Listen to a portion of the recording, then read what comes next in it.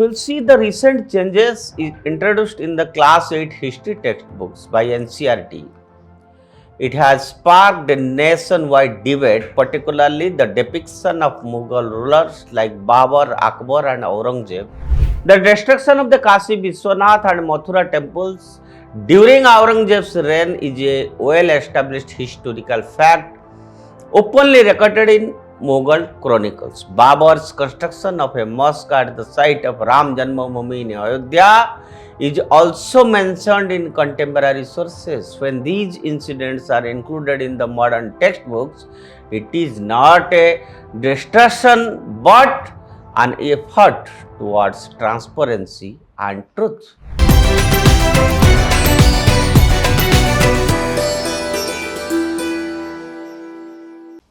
Namaskar friends, myself Deepak Kumar Rath. I welcome you all to the Uday Bharat National, and today Baat Bharat ki. I want to speak you about our education curriculum, how our history books were distorted and how our children were reading the distorted history.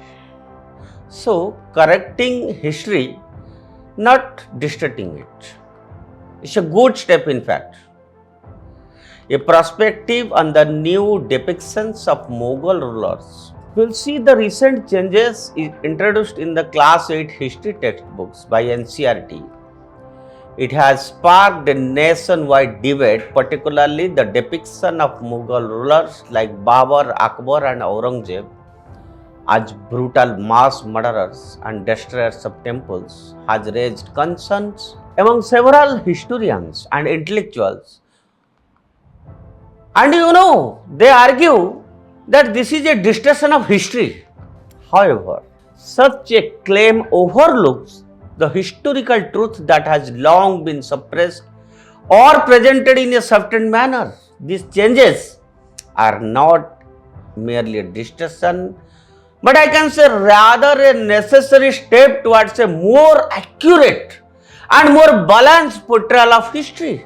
History should not be written only as the narrative of victors, but it must include the suffering of the victims and the experiences of various sections of the society.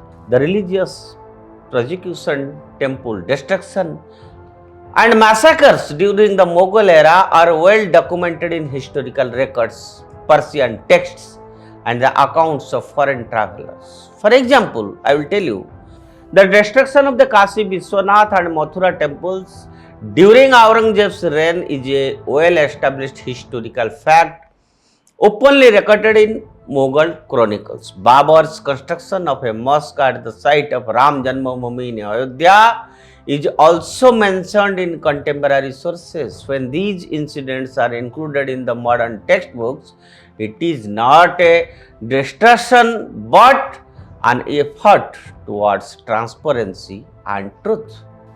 Arguing that the Mughals were glorious rulers is a biased perspective that evaluates history solely on political stability or architectural achievements.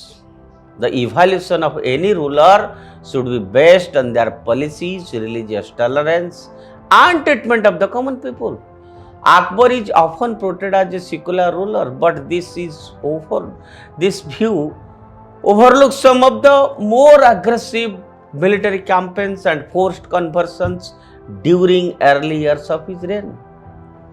His policies evolved over time, but this doesn't negate the fact that his administration had significant religious and political conflicts in its earlier phases. So, correcting history means acknowledging the truths that were either deliberately ignored or presented with political or ideological bias. For too long, history writing in India has been influenced by a particular ideology that either overlooked the atrocities committed by certain rulers or justified them based on the context of the times.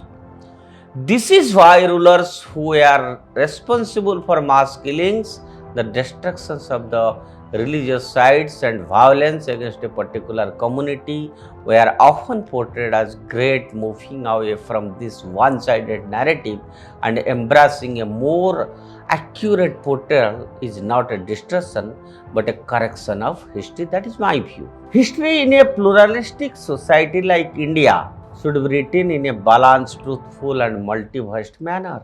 We must remember that the purpose of history is not just to know the past but to understand and present and learn lessons for the future. If we fail to acknowledge the darker chapters of our history, how can we learn from them? We need to learn from them. So ultimately, the inclusion of the more controversial aspects of the Mughal rulers in the new NCERT textbook is not an act of communalism or a conspiracy against any group. Rather, it should be a step towards historical balance that has been long overdue. Therefore, it should be seen not as destructing history but as correcting history. That's all for today. Stay tuned with Uday Bharat National and subscribe to Uday Bharat National. Thank you. Bande Mataram.